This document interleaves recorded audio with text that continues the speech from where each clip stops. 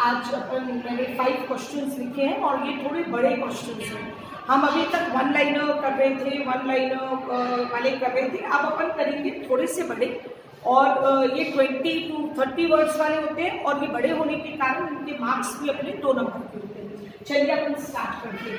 पहला है ये वाला जो थर्ड लेवल है, उसमें से एक प्रश्न है, वाई वॉज गेल्सबरी पीसफुल इन 1894।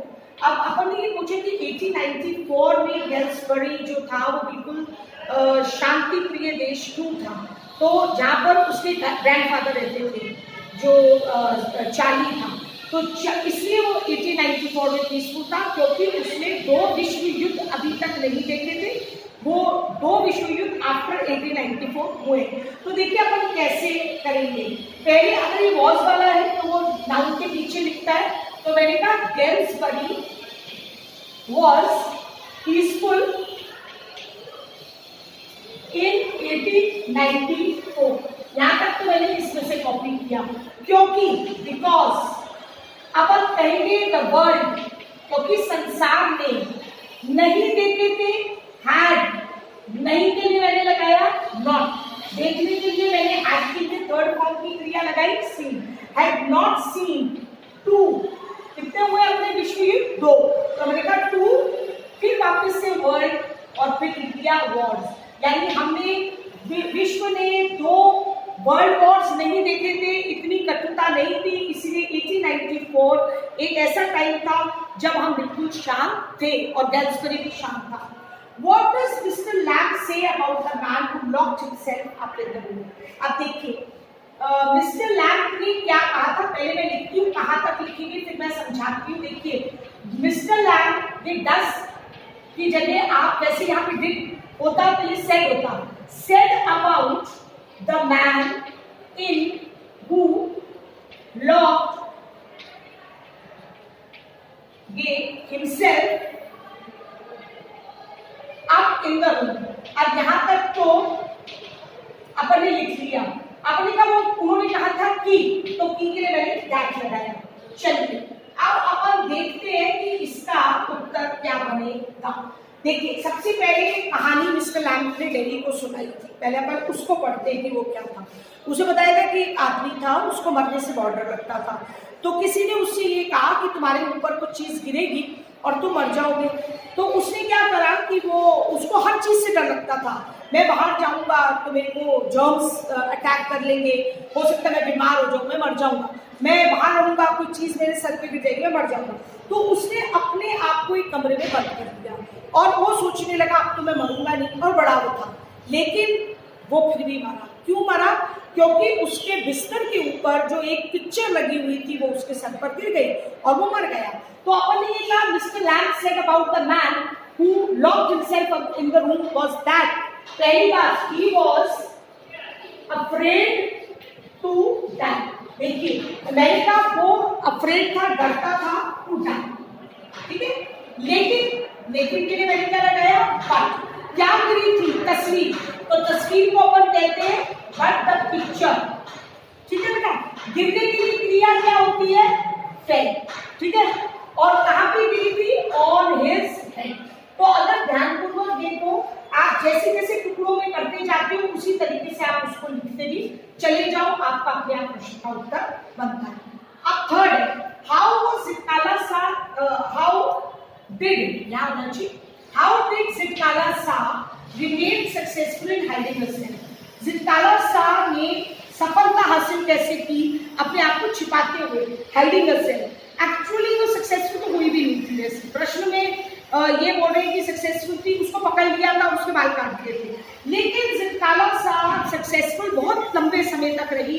पहली बार वो एक हॉल में चली गई, पहले उसने सीढ़ियां चढ़ी, एक हॉल में गई, हॉल के सबसे पीछे उसे एक बहुत बड़ा जो है बेड था, उस बेड के ऊपर बहुत सारी मैट्रेसेस थी, मैट्रेसेस का मतलब गद्दे थे, उसके नीचे जाके वो छुप गई।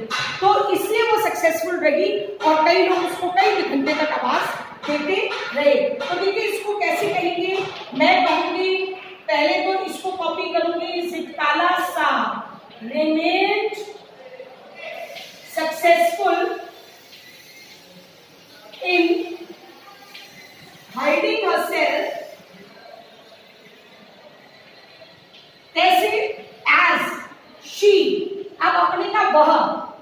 कहाँ छुपी? तो छुपने के लिए क्रिया इसी से मैंने उठा ली, हिड। शी हिड अंडर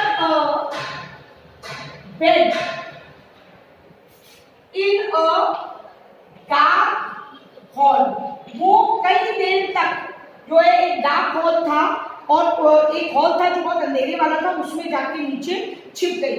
और इसमें ये भी लिख सकते हो उसने आंसर ही नहीं दिया था जब उसको उसकी सहेलियों ने बुलाया, किसी ने भी बुलाया। तो अगर आपको यहाँ तक लिख रहा है आपका आंसर बिल्कुल सही है। आप और भी अगर ऐड करना चाहते तो आप लिख सकते हैं and did not answer the call.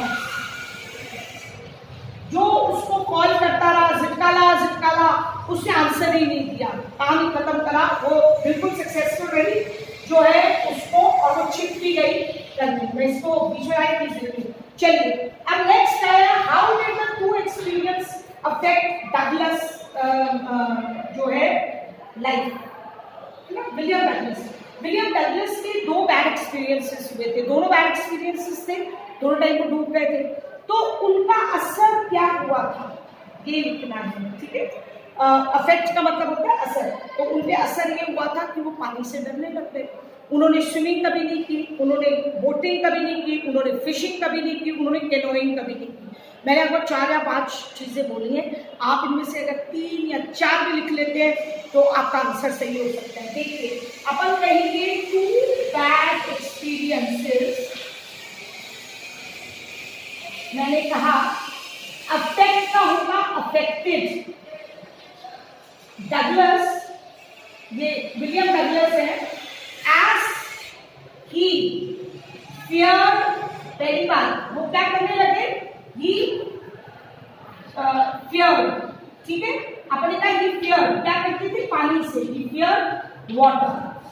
फिर क्या नहीं किया, he did not go for, अब अपने का तो कभी भी नहीं जाते थे। अब किस किस चीज के लिए नहीं जाते थे, पहला स्विमिंग,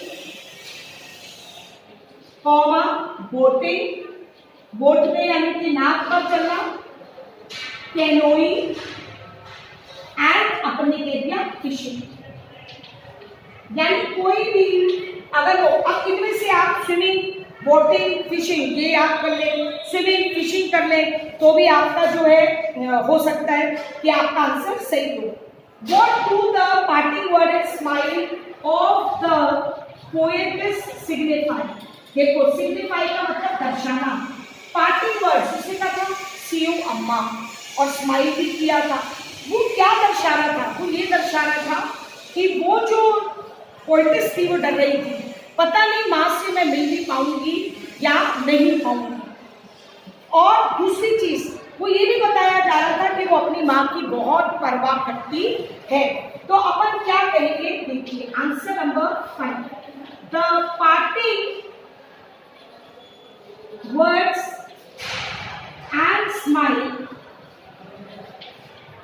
of poetess, अब इसमें अगर करें तो आप लिख सकते हैं कमला दास, सिग्निफाई, ये मैंने लिखा दैट, वो किस बात से डरती थी, दैट शी वॉज अफ्रेड